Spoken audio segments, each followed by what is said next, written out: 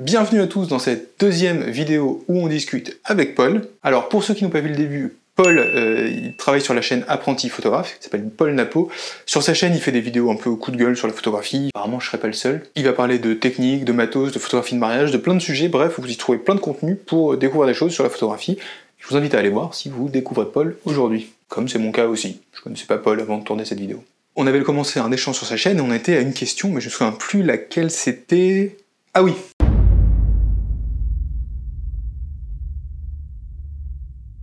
C'est quoi la culture photo? Alors c'est un sujet assez large, ce que c'est vraiment que la culture photo. Et j'ai eu le débat plein de fois, notamment sur comment cette culture elle se construit. C'est un peu comme toutes les formes d'art mainstream, comme la musique, le cinéma, la télévision, etc.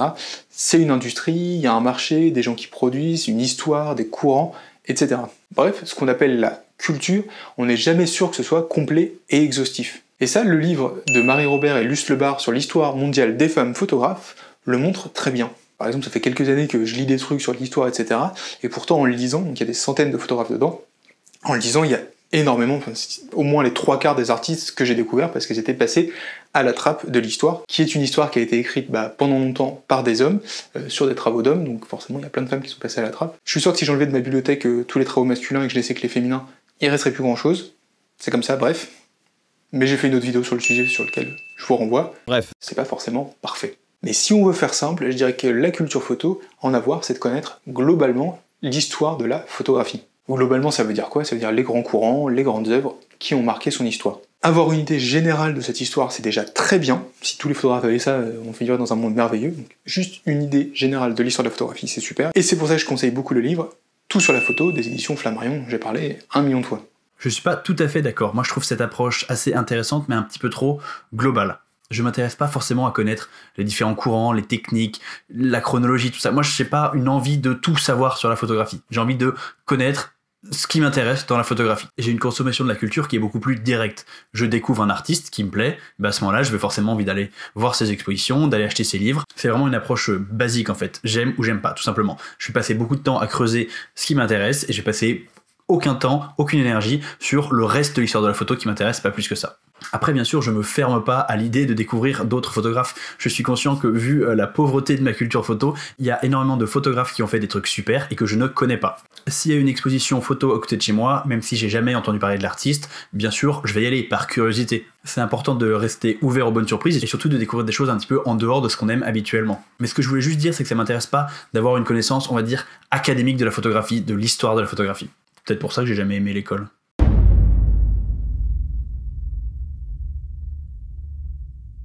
Le mot culture, ça veut tout et rien dire. On parle à la fois d'acheter des tirages à 4 millions d'euros, oui, ça existe, mais aussi d'aller voir une expo gratuite à la mairie de ton quartier. Donc pour moi, non, c'est pas du tout un truc de snob. Il y en a pour tous les goûts, pour tous les niveaux, entre guillemets, enfin les niveaux d'intérêt pour la photo. L'autre jour, j'ai acheté pour 10 € un zine à un photographe complètement inconnu qui a tiré son zine à 10 exemplaires. Ça, c'est de la culture photo. Il y a quelques mois, je suis tombé à Dublin dans la rue sur une exposition photo en pleine rue. Alors c'est une exposition complètement pirate, c'est juste des gens qui avaient imprimé des grands posters avec leurs images et qui les avaient collés sur les murs de Dublin.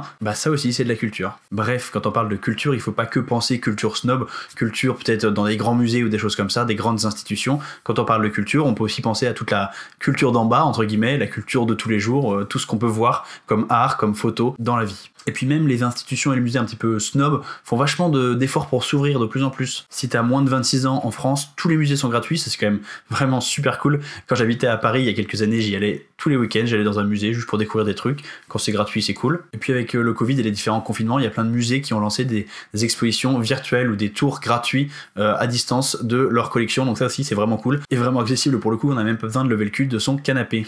Ouais, je suis assez d'accord avec toi.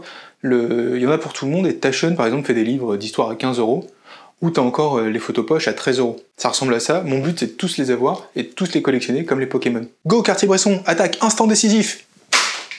Pour revenir au sujet, pour moi cette vision snob de la culture, elle est liée à un problème qui est très simple, c'est que les gens qui ont l'expertise ne savent pas toujours la transmettre. Tous les mots sont importants, tous les gens qui ont une expertise ne savent pas forcément la transmettre. Pour la première partie, il y a des gens qui ont une expertise sur l'histoire de la photographie, sur sa pratique, que tout le monde n'a pas, forcément. Là je parle par exemple d'historiens, de curateurs d'exposition, de galeristes, d'éditeurs, tous collaborent avec des photographes pendant plusieurs années et connaissent très bien le sujet. On pourrait parler par exemple de Clément Chéroux, qui a dirigé la section photographie du Centre Pompidou pendant des années, qui a été au MoMA, donc Musée d'Art Moderne de San Francisco ensuite, et qui dirige maintenant la section photographie du MoMA de New York.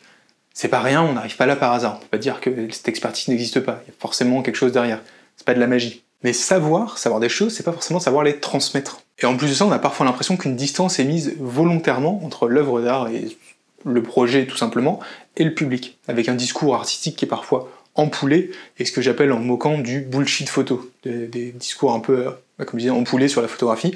Il y a mon pote Richie qui a fait un super article là-dessus, je vous mets un lien quelque part pour que vous puissiez aller le lire. Pour prendre un exemple tout bête, j'avais vu une fois à Rouen, je crois que c'était Thorsten Brinkmann, je saurais plus dire son nom exactement, c'est un mec qui se déguise et qui se prend en photo. C'est simple, c'est un mec qui se déguise et qui se prend en photo. Les photos sont chouettes, c'est coloré, il se déguise et il se prend en photo. Voilà, vous pouvez aller voir l'expo, le discours est fait. Bref, quand j'étais sur place, le discours et les textes qui accompagnaient les images étaient ultra complexes. Enfin, j'ai pas l'impression d'être débile, et franchement c'était fatigant de comprendre quoi. Et là je trouve que c'est du service public qui est pour le coup mal réalisé. Ça arrive dans toutes les institutions, c'est pas grave. C'était compliqué à comprendre, et pour le public, tu te rentres là-dedans, enfin je sais pas, t'es avec tes gamins, tu dis bon, on va aller voir une expo, viens fiston, c'est un mec qui se déguise, qui prend des photos, c'est cool, et t'arrives, t'as un truc imbitable quoi. Et ça pour moi c'est du service public qui, comme je disais, est un peu foiré.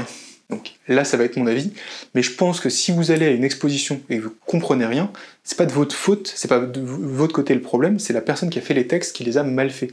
Personnellement, je pense que l'art doit rester accessible, et c'est un défaut quand ça ne l'est pas. Thomas, et tu penses pas que toi on te considère un peu comme un snob de la culture parfois ? Oui, évidemment que je suis snob, Paul. Non mais trêve de plaisanterie, on me l'a déjà sorti quelques fois et ça me fait toujours rire. C'est moi qui passe des années à faire du contenu en ligne pour justement démocratiser l'accès à la culture et parler de plein d'œuvres que je trouve trop bien et les faire connaître et voilà, parler de trucs qui me passionnent. Et c'est les gens qui font de la vulga, entre guillemets, grand public, le plus possible, qu'on accuse d'être snob.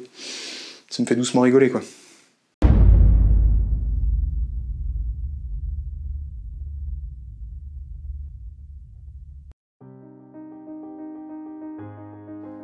Ah, l'amitié. C'est beau, l'amitié. L'amitié, c'est se bourrer la gueule à la fin de l'été, avec des coupes d'un champagne dégueulasse pour tuer le temps. C'est danser dans les bois, comme des cons, et en faire une vidéo, parce que ça rapporte des likes sur Instagram. L'amitié, même Gérard y a eu le droit, avant que Monique ne lui casse les couilles. L'amitié, c'est se sentir moins seul, même quand on est sur une île perdue, ou au fond de la nuit. C'est se sentir sur un petit nuage parfois. En tant que photographe, nous sommes souvent seuls. Seuls à photographier comme des cons sur une Jeep, ou à photographier tonton Gérard complètement torché à un mariage pour tuer le temps. Nous sommes aussi parfois seuls à faire chier des girafes qui n'ont rien demandé. Et c'est pour lutter contre cette solitude et au nom de l'amitié que nous nous sommes réunis avec Paul pour cette vidéo.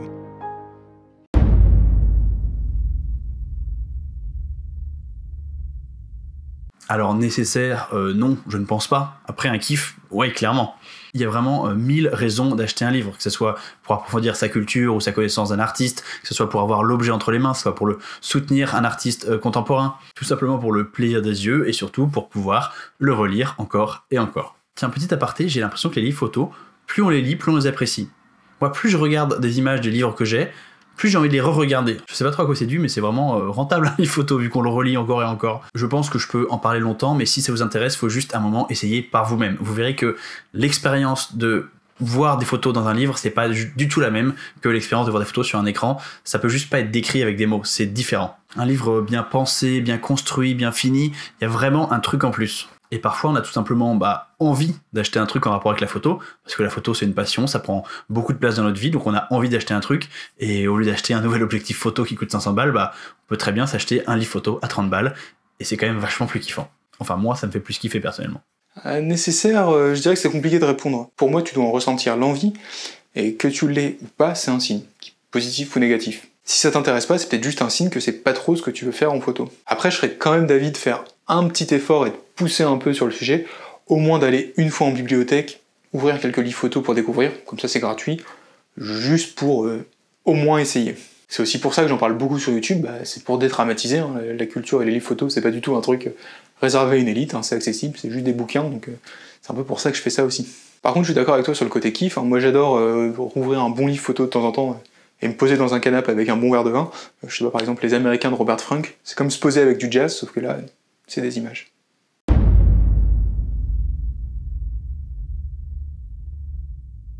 Bon, clairement, moi je suis pas au niveau de Thomas, j'ai à peu près une trentaine de livres photos dans ma bibliothèque. Moi j'en ai 345. C'est pas un concours, Thomas, ça m'intéresse pas de savoir si c'est toi qui as la plus grande bibliothèque. Ouais, c'est vrai. De toute façon, Alexot, il en a 6000 lui. Donc, quand Thomas aura fini de m'interrompre, je disais, je dois avoir à peu près une trentaine de livres photos dans ma bibliothèque, et je crois que j'ai même pas 2 fois le même format. Un livre, c'est pas juste des photos. Un livre, c'est une expérience immersive. Prenez la même série de photos et vous la confiez à 2 personnes qui vont éditer le livre de manière différente, et résultat, l'expérience de la personne qui lira les 2 livres sera radicalement différente parce que un livre, c'est un objet qui va bien au-delà des photos. Je voulais prendre l'exemple de ce bouquin, Badjaos de Pierre de Vallombreuse. C'est un bouquin que j'ai beaucoup aimé et qui est aussi un super exemple de comment, on va dire, l'objet, l'enveloppe, l'objet livre photo peut avoir une vraie influence sur la manière dont on le lit, sur l'expérience du lecteur. La manière dont est organisé ce livre, c'est qu'on a d'abord toutes les photos et qu'ensuite à la fin on a des explications et encore après on a les légendes des photos. C'est-à-dire qu'on va regarder toutes les photos une première fois, puis lire les explications et enfin on va lire les légendes et revenir à chaque légende pour voir à quelle photo ça correspond. Et du coup, on se retrouve en fait à lire le livre de manière beaucoup plus intense la deuxième fois, parce que la deuxième fois, on a beaucoup plus d'infos et de contexte, mais on a aussi déjà l'avantage d'avoir regardé une première fois le livre, vu une première fois les images, sans du coup aucun a priori, vu qu'on n'avait aucun contexte, en juste en se concentrant sur ce qu'on voyait, sur les informations qui étaient données par l'image, et pas sur les informations supplémentaires qu'on peut avoir. Et je trouve que ça rend vraiment la lecture de ce bouquin super intéressante, parce que ça m'a forcé entre guillemets, en tout cas ça m'a guidé dans une manière de lire ce livre qui était peut-être plus immersive. C'est vraiment pour ça moi que j'aime la culture photo. La culture photo au début on pense juste à quelques photos très célèbres dans des musées ou chez des collectionneurs et en fait c'est beaucoup plus de choses, c'est les zines, c'est les livres, on sait jamais vraiment où est-ce qu'on va finir et c'est une expérience à part entière de lire un livre photo. C'est vraiment chouette. Personnellement la culture photo a de plus énormément élargi mon horizon. J'ai l'impression que dès que je découvre un nouveau photographe, j'ai des envies nouvelles, d'essais nouveaux, de faire des nouveaux types de photos. Donc oui, clairement, la culture photo, ça m'emmène toujours dans des endroits que je n'attends pas forcément. Thomas, j'imagine que tu vas pas me contredire là-dessus, c'est plutôt ton rayon, la culture photo. Alors, je suis d'accord avec toi, j'ajouterais même une idée que je compte développer dans d'autres contenus à la suite sur la photographie, qui est de dire qu'un livre photo, ça ne sert pas à montrer des images. Alors oui, ça paraît très con, dit comme ça, mais vous allez voir, ça a un sens. Vos images, vous pouvez les afficher en ligne, vous pouvez les partager sur les réseaux sociaux, par mail, en faire des tirages et les accrocher au mur, même les projeter au mur, vous pouvez aussi les mettre dans des livres. Bref, montrer des images, c'est pas du tout une spécificité du livre photo. Pas du tout. Il y a plein d'autres supports avec lesquels vous pouvez montrer des images. En fait, un livre photo, c'est avant tout une expérience. C'est ça qui le caractérise. C'est une séquence, avec un début, un milieu et une fin. C'est un objet, avec des matières, des papiers, des tissus, etc. qu'il fabrique, et aussi des ajouts. Parfois vous avez des dépliants, des pages transparentes, il y a des petits cahiers en plus, etc. Bref, c'est une expérience globale. C'est ça qui est top, parce que cette expérience, elle change à chaque livre. Et c'est pour ça qu'il y a plein de photographes, dont moi, qui en achètent plein, parce que cette expérience, elle change à chaque fois. On a parlé d'Alexot qui en a 6000, c'est pour renouveler l'expérience qu'il en achète d'autres, et aussi parce que on ne peut jamais tout connaître. Même s'il y a toujours un con pour te dire, comment tu peux te dire photographe si tu connais pas machin ? C'est une bonne question ça. Ça te dit on en parle chez moi ?